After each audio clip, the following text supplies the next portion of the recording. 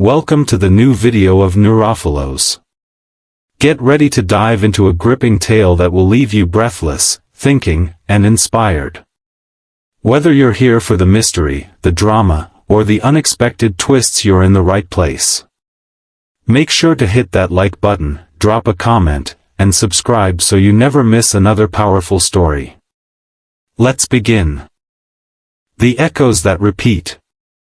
There are moments when life feels like a loop, when you find yourself walking familiar paths that you swore you'd already left behind. The names change, the faces change, even the scenery changes, but somehow the emotions remain eerily the same. It's as if invisible hands keep rearranging the stage, setting you up to play the same role in the same old story. You begin to wonder if you're cursed, or if fate itself is mocking you. But Carl Jung offered a gentler, far more revealing answer. You are not cursed, you are repeating what remains unresolved. Maybe you've started a new relationship, full of warmth and promise, only to feel that same anxiety creeping in when your partner grows distant. The same cold panic you felt years ago when someone else walked away. Or perhaps you've chased professional success, striving to prove your worth, only to hear that old inner voice whispering, "You'll never be good enough." The words echo from somewhere deeper than the present, from the classroom where you were humiliated, from the dinner table where no one listened, from the first time you learned that love might have to be earned. And sometimes, it's subtler. A heaviness in your chest that comes out of nowhere. You tell yourself you're fine, but the sadness feels ancient, like the smell of rain on old wood. You can't quite name it, yet it's familiar. It's not just a passing mood. It's memory disguised as emotion. Jung understood that human beings rarely react to reality as it is. We react to the traces of what once was, to the emotional fingerprints left on our souls by the past. He described it as living through lenses painted by our wounds. Every slight, every heartbreak, every humiliation tints the way we see the world. And until those lenses are cleaned, the past continues to repeat, not because we want it to, but because we cannot yet see clearly enough to stop it. A small criticism from a boss can feel like a devastating betrayal. A friend's delayed reply can feel like proof of abandonment. A challenge can suddenly feel insurmountable, not because it truly is, but because it awakens the memory of a time when you failed and no one came to help. We believe we are reacting to the present moment, but in truth, we are reacting to ghosts. Jung called this process projection. When an old wound is too painful to face directly, the psyche projects it outward. We start to see fragments of our past in other people, in lovers, in colleagues, in strangers. We are drawn to certain situations not because they are new, but because they echo something unresolved inside us. Life becomes a mirror reflecting back what we have not yet healed. That's why patterns persist. They are not random misfortunes, they are messages in disguise. Each repetition is the psyche's way of saying, "You have not yet seen this clearly enough." The pattern continues until consciousness catches up. Until you can say, "Ah, this is not happening to me again, this is me, reacting again." Only then can something shift. To protect ourselves from the pain of these repetitions, we create what Jung called the persona, a social mask that hides our vulnerabilities. We pretend to be confident, capable, unaffected. We convince ourselves that if we act strong enough, the past will stop haunting us. But masks are heavy. Over time, they do not protect us, they exhaust us. Because beneath the surface, the same wounds whisper through the cracks. So what's the way out of the circle? Jung believed the first step is awareness, the courage to ask, is this feeling really about now, or about something older? It is the quiet act of noticing when your reaction is bigger than the situation deserves. That small awareness is revolutionary, because it separates you from the pattern. It gives you space to breathe between the stimulus and the response. A small criticism from a boss can feel like a devastating betrayal. A friend's delayed reply can feel like proof of abandonment. A challenge can suddenly feel insurmountable, not because it truly is, but because it awakens the memory of a time when you failed and no one came to help. We believe we are reacting to the present moment, but in truth, we are reacting to ghosts. Jung called this process projection. When an old wound is too painful to face directly, the psyche projects it outward. We start to see fragments of our past in other people, in lovers, in colleagues, in strangers. We are drawn to certain situations not because they are new, but because they echo something unresolved inside us. Life becomes a mirror reflecting back what we have not yet healed. That's why patterns persist. They are not random misfortunes, they are messages in disguise. Each repetition is the psyche's way of saying, you have not yet seen this clearly enough. The pattern continues until consciousness catches up. Until you can say, this is not happening to me again, this is me, reacting again. Only then can something shift. To protect ourselves from the pain of these repetitions, we create what Jung called the persona, a social mask that hides our vulnerabilities.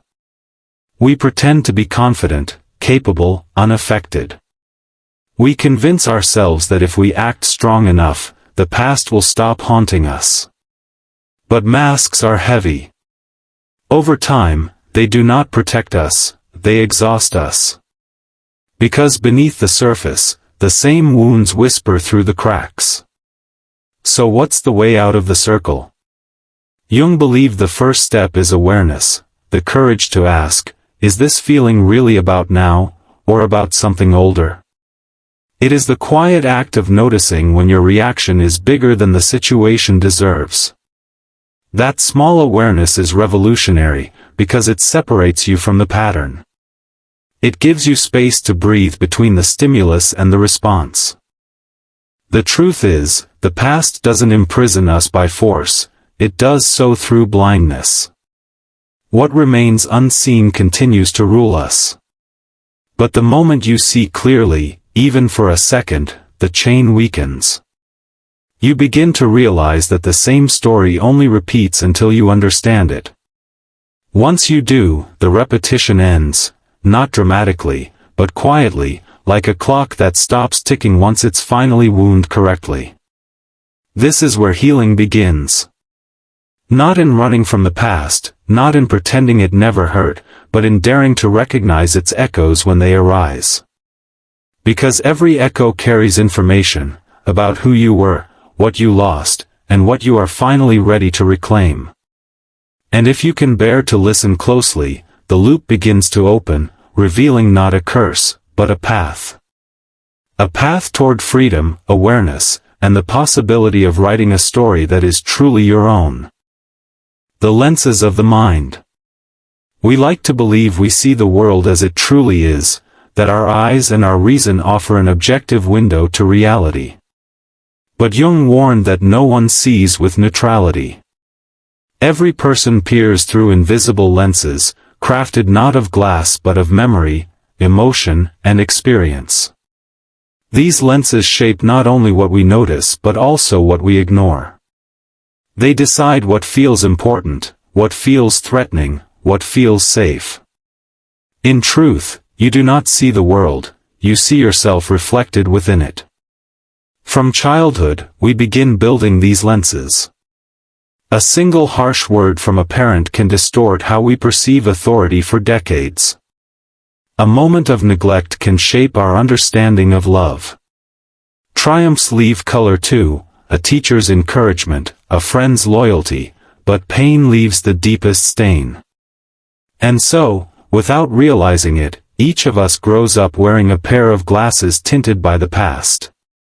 Jung called the structures that form these lenses psychological functions.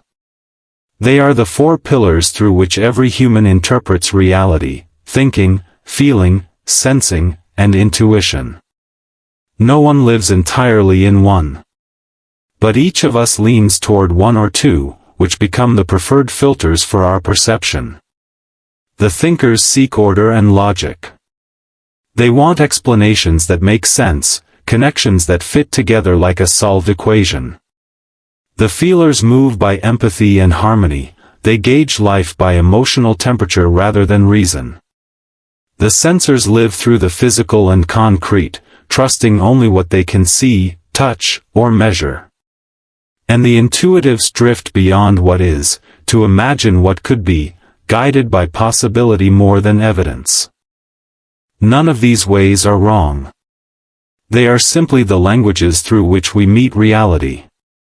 But here lies the danger: when trauma enters the story, it speaks through the same functions that once guided us. The thinker who was once humiliated for being wrong grows rigid, using intellect as armor. The feeler who was shamed for sensitivity learns to repress emotion, confusing numbness with peace.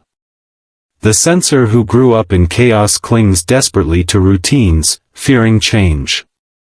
The intuitive who once dreamed freely may retreat into fantasy, unable to face what is real. Our functions become filters not only of understanding but of protection.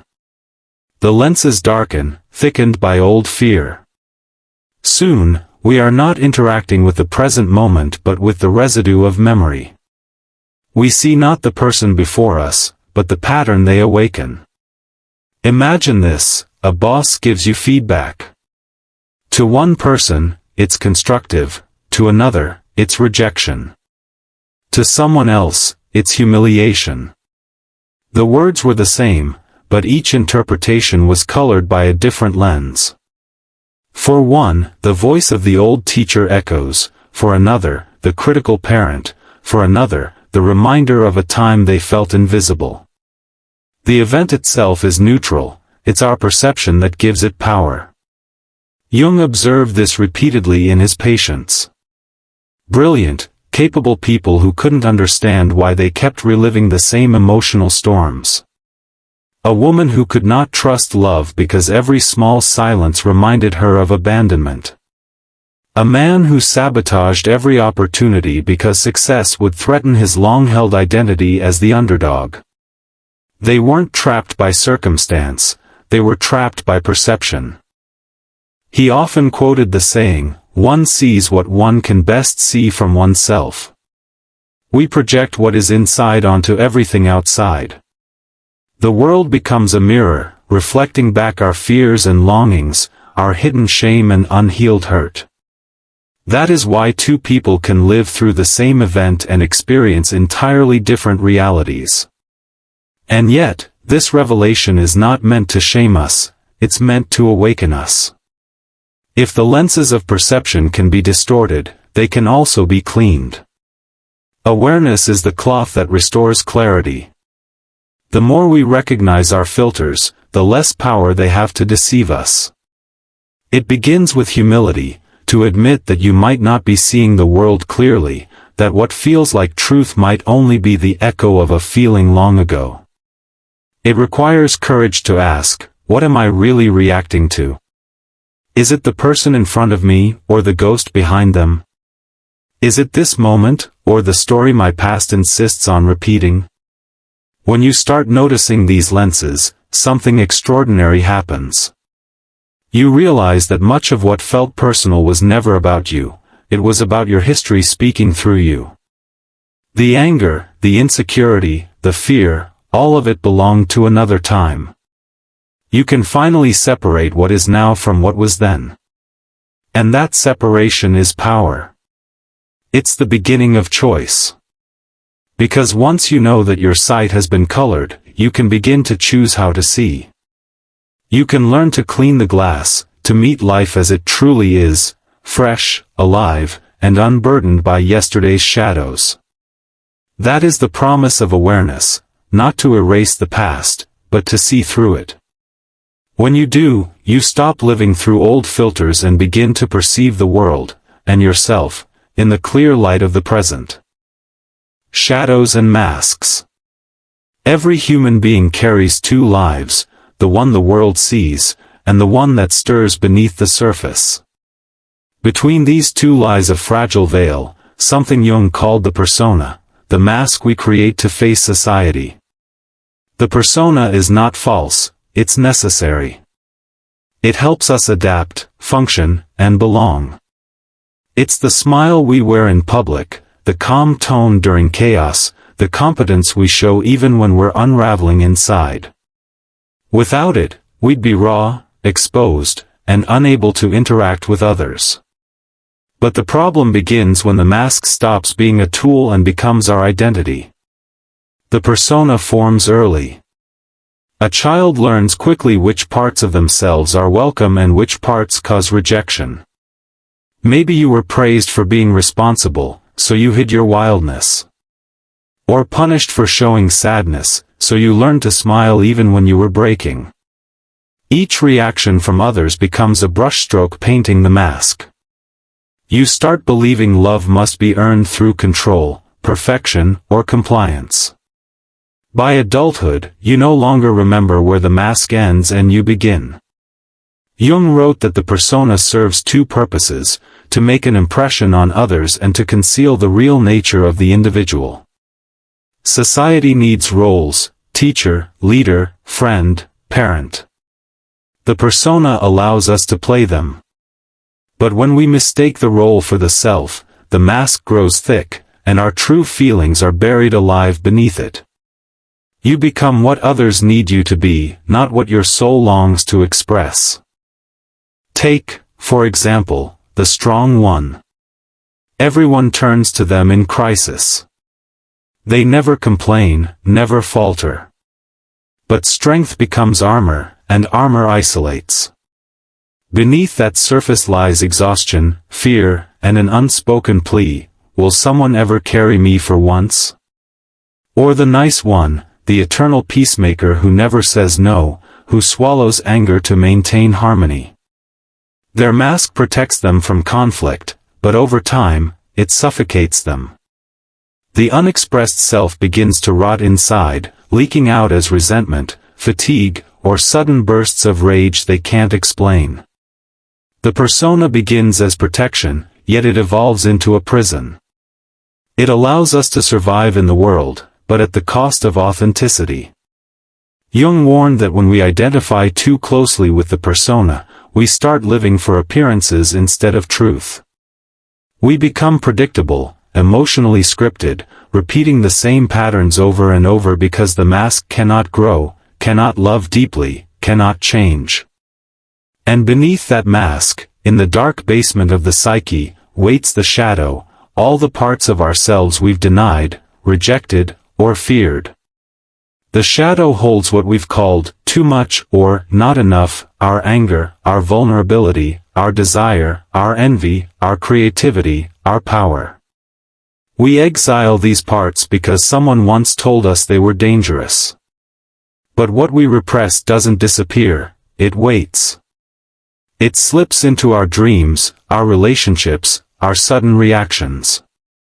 The shadow leaks through the cracks of the persona whenever life becomes too honest.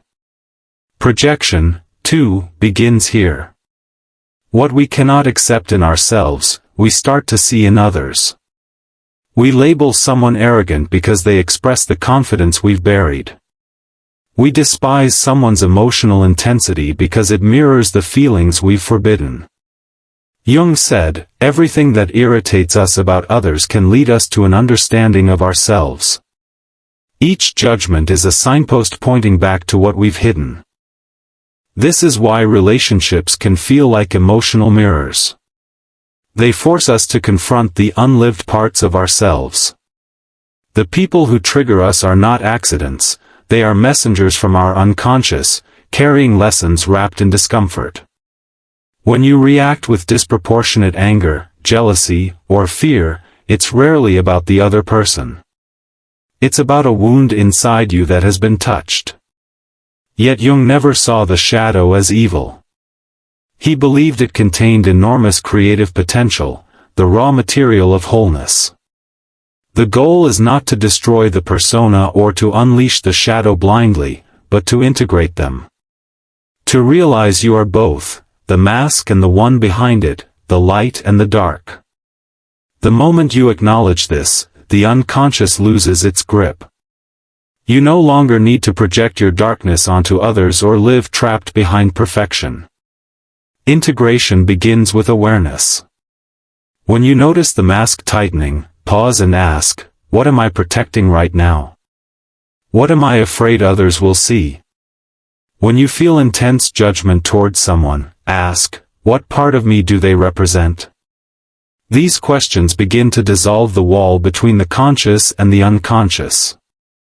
Wholeness is not about becoming pure light, it's about reclaiming the night as part of yourself. To be authentic is to allow the full spectrum of your humanity, the anger and tenderness, the confidence and insecurity, the logic and longing. As Jung wrote, I'd rather be whole than good.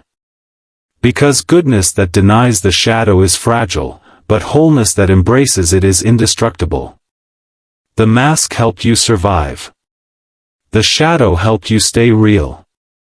Now your task is to let them meet, to let the persona bow to the self it once concealed. Only then does life stop repeating old performances and start becoming something true, something alive, something yours. The awakening of awareness. Awareness does not arrive with thunder or revelation. It enters quietly, like dawn light slipping through a crack in the curtains after a long night. For Jung, awareness was not just knowledge. It was the sacred act of seeing what has always been there, hidden beneath the noise. The moment we realize we are reacting not to the present but to the echoes of the past, something irreversible begins. A small distance appears between who we are and what we feel. That space, however brief, is where freedom is born. Jung believed the psyche is not an enemy to be defeated but a living organism seeking balance. The unconscious does not sabotage us out of malice, it repeats old patterns because it is trying to resolve them. Each emotional trigger, each repeated failure, is a message, an invitation to awareness. But as long as we keep projecting our inner world outward, blaming others for our pain, the message goes unheard. We become trapped in loops, mistaking history for destiny. Think of the person who freezes whenever opportunity appears. They say, I'm just afraid of failure, but the fear is not about the new challenge, it's about an older wound. Somewhere in their story lies a moment of ridicule, a parent's disappointment, a time when trying led to shame. The past still speaks through their nervous system, convincing them that safety lies in avoidance. Until they recognize that voice for what it is, a ghost, they remain bound to it. Jung said that true liberation begins when we can perceive, in real time, that our reaction exceeds the situation. When someone criticizes you and your heart races, when a loved one withdraws and panic floods your chest, awareness whispers, wait. This fear is older than this moment. In that pause, you see the difference between the trigger and the truth. The unconscious loses its invisibility. This is what Jung called bringing shadow to light. The moment we see it, we are no longer fully possessed by it. But seeing is not easy. It demands honesty so sharp it cuts through comfort. It requires admitting that sometimes we don't want to heal because the pattern feels familiar, even safe. The pain we know often feels less frightening than the freedom we don't. Awareness is not about condemnation, it is about curiosity. The ego loves to judge, I shouldn't feel this way, I should be over it. But Jung reminded us that condemnation does not liberate, it oppresses. The unconscious grows stronger when we reject it. Healing begins when we can say, without shame, this is what I feel, and this is why. When we observe ourselves not as enemies but as witnesses, the inner war softens. Think of awareness as light descending into a dark forest. It doesn't fight the darkness, it simply reveals what was hidden. You start noticing patterns, the tone you use when you're afraid, the words you choose to defend pride, the people you attract to replay unfinished stories. At first, it's painful. But pain is proof that the numbness is fading. Awareness dissolves denial.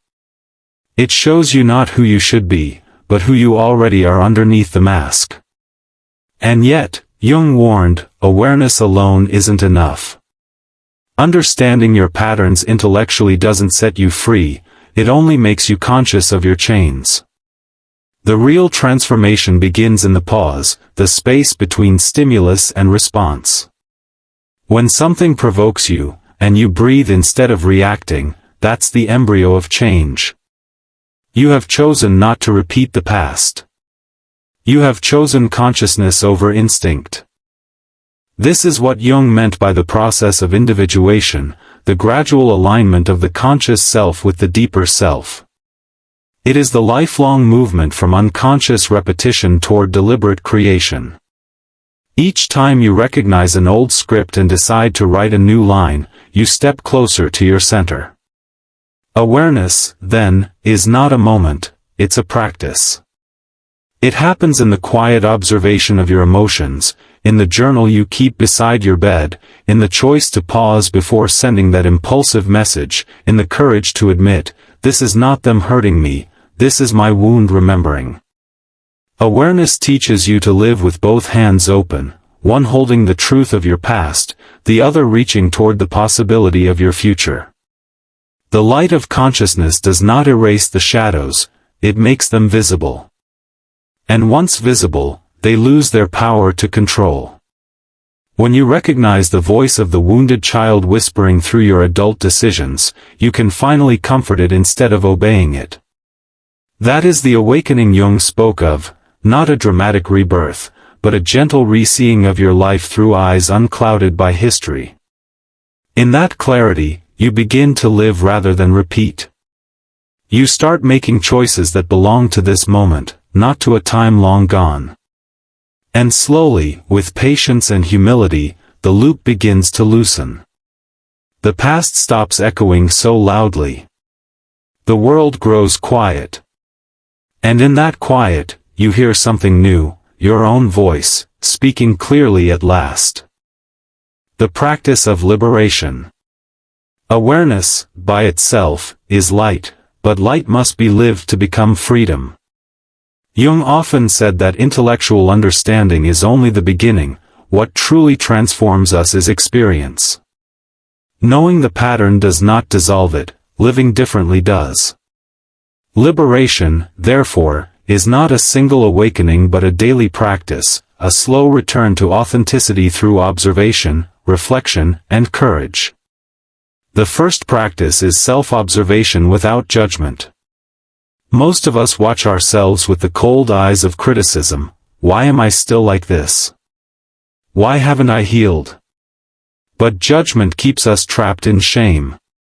Jung invited a different posture, curiosity. When a strong emotion rises, when jealousy burns or fear grips your chest, pause and ask, what is really happening here? Not, what's wrong with me, but what is this showing me? By shifting from self-attack to inquiry, you create a small space between reaction and response.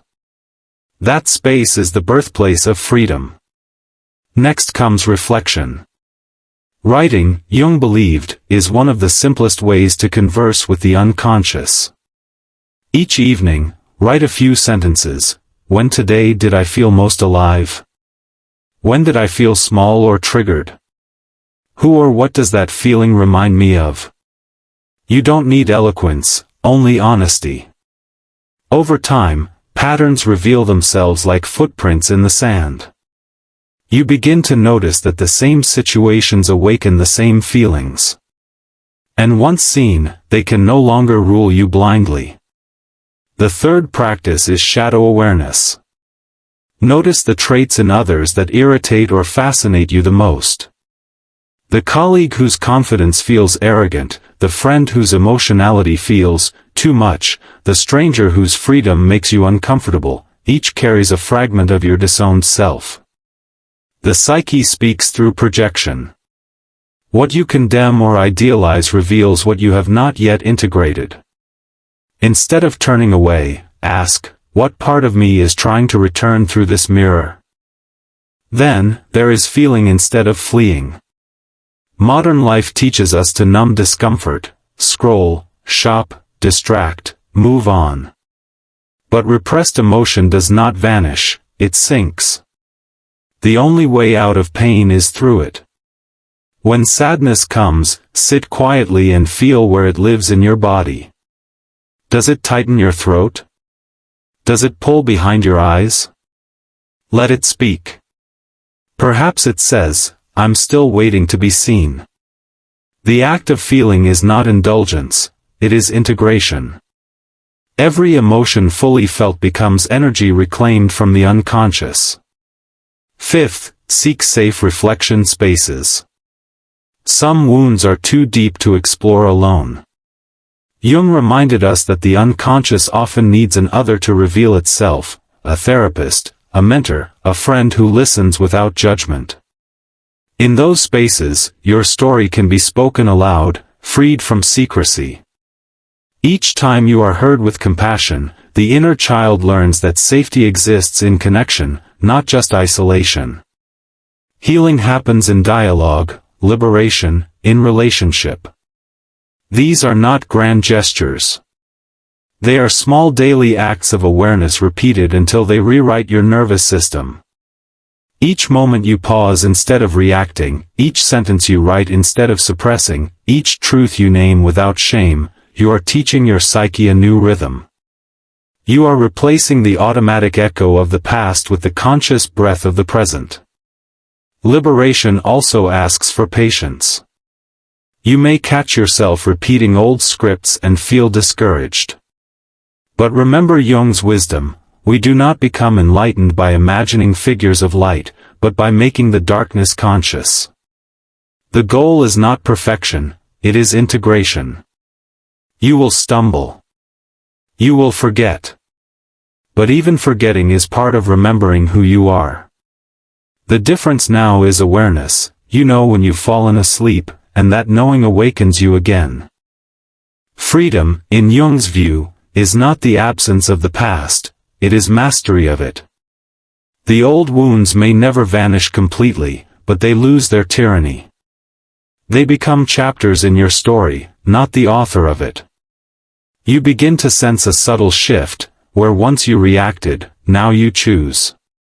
Where once you chased approval, now you honor truth.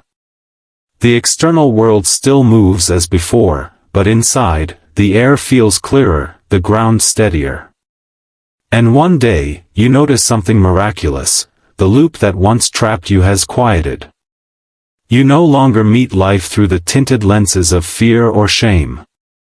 You see the world, and yourself, with naked eyes. The child within you is no longer exiled but seated beside you, calm and seen. The mask still exists, but you wear it consciously, it no longer wears you. This is the essence of Jung's liberation, not escape from the self, but reconciliation with it.